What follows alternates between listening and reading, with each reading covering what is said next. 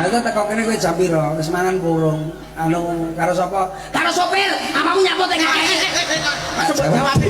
tak jawab. Awakmu iki kurang tata krama. Tata krama kuwi padha sone ya padha lho. Iki sinden alusan iki. Alusan.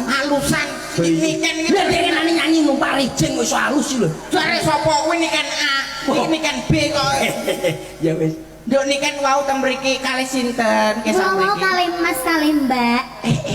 Kalih Mas kalih Mbak. Nitih napa Dik wau? Mobil. Nitih mobil. Numpak tekono wis mangi ayam borong tekono.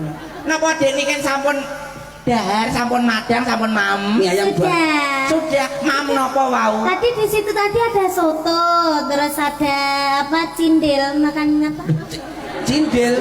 Oh iya ndok, heeh cindil karo tikus. Heeh kuwi. Cendil.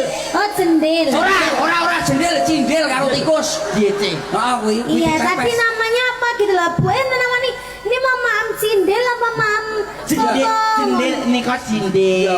Cindil bakar enak diulu karo kecap enak. Gitu lah, aku kan ya bingung toh. Bingung. Timbangannya nanti kan makan tikus toh. Nggih pun jenengan beto mriki mau tibae ikan apa? Ikan cindil itu wau ya. Ikan kali ya, ikan cindil itu tadi ya. Jendil.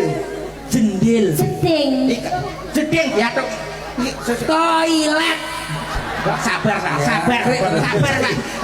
Awakmu nek ngomongi piyayi ngene iki kudune sarwala. Lah apa jendil jeding toilet karo cebok Pancene ya durung ngerti. Cah cilik durung ngerti. Menika ulam jendil. Oh ngaten. Tapi rasanya enak sekali Enak cindilnya. sekali. Jare Mas Bertil mau awakmu mangan mie ayam. Ndak.